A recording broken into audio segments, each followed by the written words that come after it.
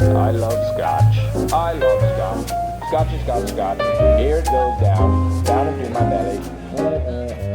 Hey everybody, welcome back to the channel. It's Whisky Wednesday, and where better to kick off this day than where my whiskey is. I have been collecting whiskey for about 15 years or so, and I think I've become a bit of the whiskey guy to most of the people in my network.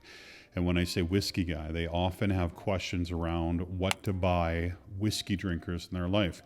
Could be a mom or dad, a sibling, a friend, or a lot of cases, it would be a client or a business colleague. I am going to do the Whisky Wednesdays more in the format of interviewing friends over a drink, probably through Zoom.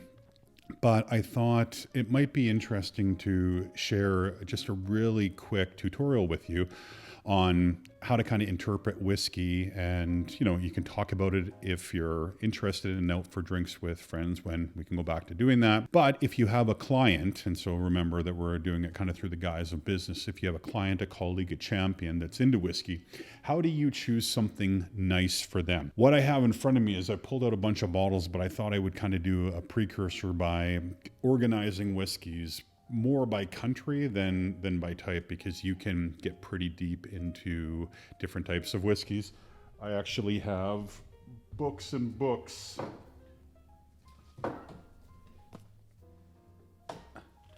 that I read to understand more about whiskeys. And so I've got that one. I got that one for Christmas, or no, I got that at a book sale, I think.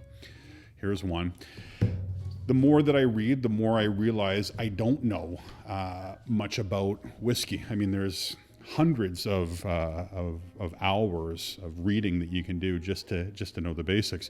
And I'm actually going to put a link. I'll put it right down here. The name of a documentary I watched recently on, I think it was Netflix, which talked about the dram. Right, the dram is a drink of whiskey. But I wanted to just jump in and kind of break them up for you. So rather than going from the most well-known to the least, let's kind of go the other way and look at whiskey. So whiskey made in Scotland is Scotch. So if you hear somebody say, oh, I'm a Scotch drinker, that tells you that they like whiskey from Scotland.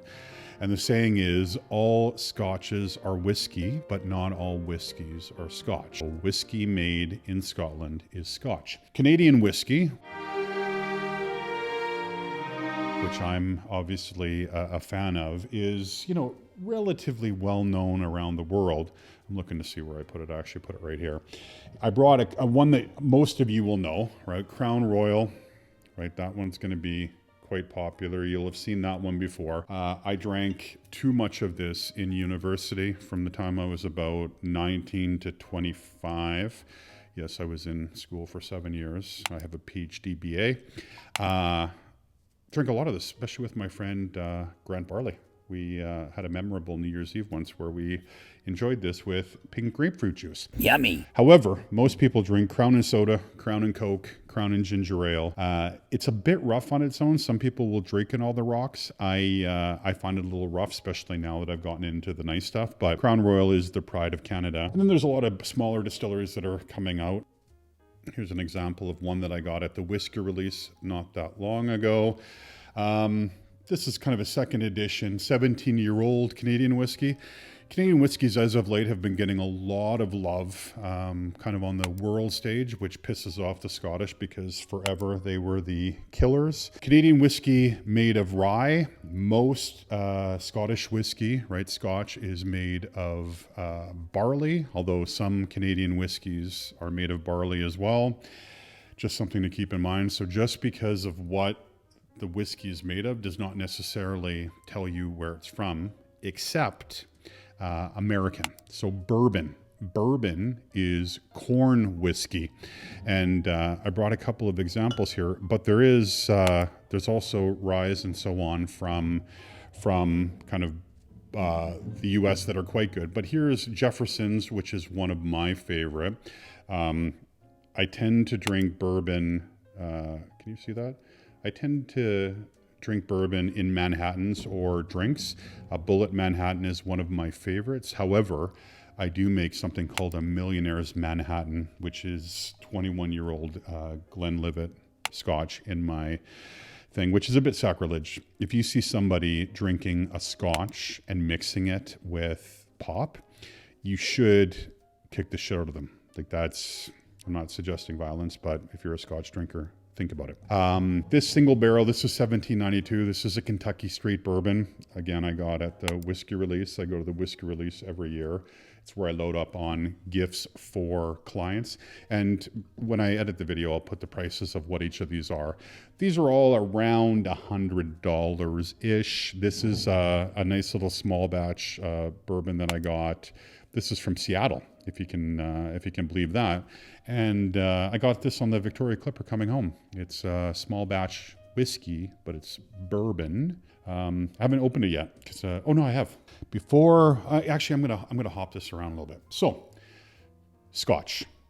There is a ton of different Scotches that you can buy for somebody, but let me talk to you about what the safe ones are. There are kind of 4 big names in my mind when it comes to Scotch whiskey: the Macallan, Highland Park, the Glenlivet, and Glenfiddich. So I'm going to show you some examples of that. Highland Park is very popular, especially in Scotland. A lot of people drink it. Highland Park is one of my favorites. I've got a lot of it up on the shelf here.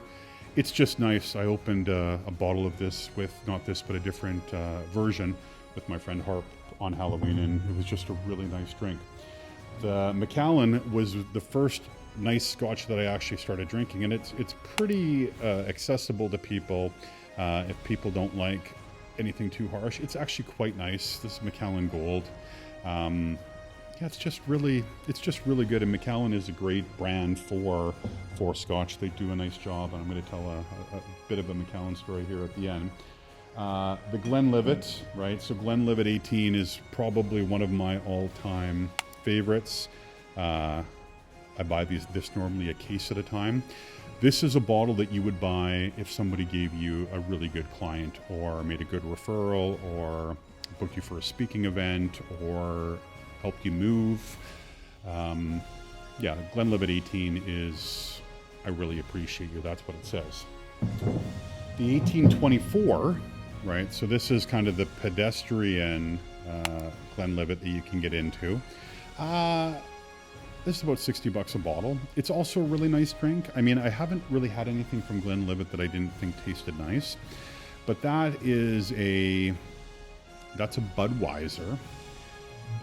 This is kind of like a craft. The 18 is kind of a craft beer. And so these are the two that you'll see in the whoops, sorry. These are the two that you'll tend to see in the liquor store. They're quite popular. Most liquor stores hold the 18. The Nadura, which is one of their kind of specialty blends, also very nice. They come out with these throughout the year. Is that going to focus for me? There it is. And so that's a really nice one.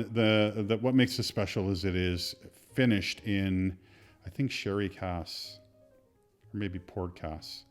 Yeah, I think it is port cask. Anyway, just really nice again, but you wouldn't buy this. You don't buy the specialty ones until you know that they like the basic stuff that you're getting them. And then the Glenlivet 21. This is if somebody gives you a smoking client. So like a top-notch client. Come on. And you heard me, like the 18 is what you give somebody if they help you move. The 21 is what you give somebody if they help you move a body. So that's lots of love. And if I have a really good client who I know is into whiskey, that is a slam dunk, because that's a whiskey that everyone enjoys, but nobody wants to pay for. I think this is about $300. I think this is about $90. The Glenlivet, I think maybe $50 or $60. The 1824, the 18 is probably $129. I'm going to put the prices on. I'll be curious to see how close I get. However, I get ahead of myself. There is another Scottish line, and these are smoky. So they're much more smoky. Let me see if I can. So Ardbeg and Lafroig. Now, here's the catch with this. These are, Okay. These are off the charts when it comes to smoky. And I used to get gifted these a lot because this is what you give a serious whiskey drinker or Scotch drinker. What I didn't realize is those are best served with a cigar. I would drink them every once in a while, but I find them very harsh. And a friend of mine who drinks them quite a bit said, like I said to him, like, I just can't seem to get into the smoky stuff.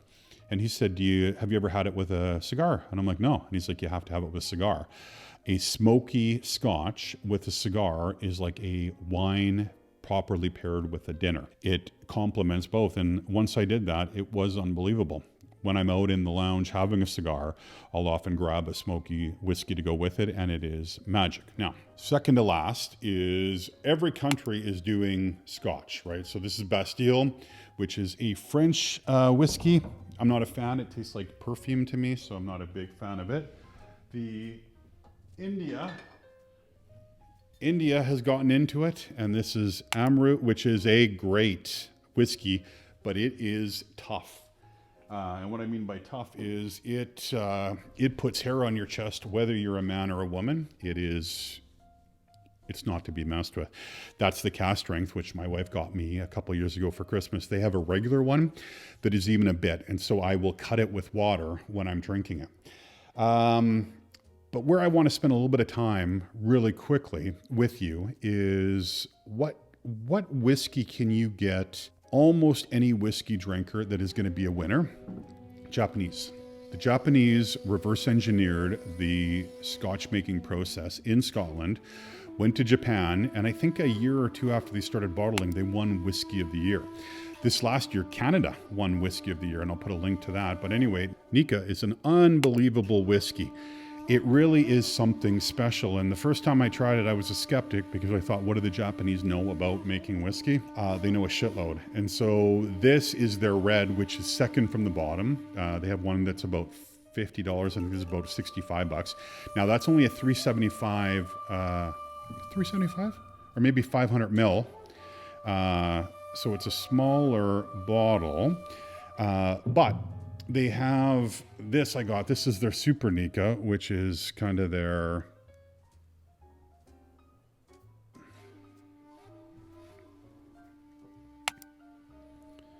this is their premium, which is really delicious as well. And I really think a lot of that whiskey.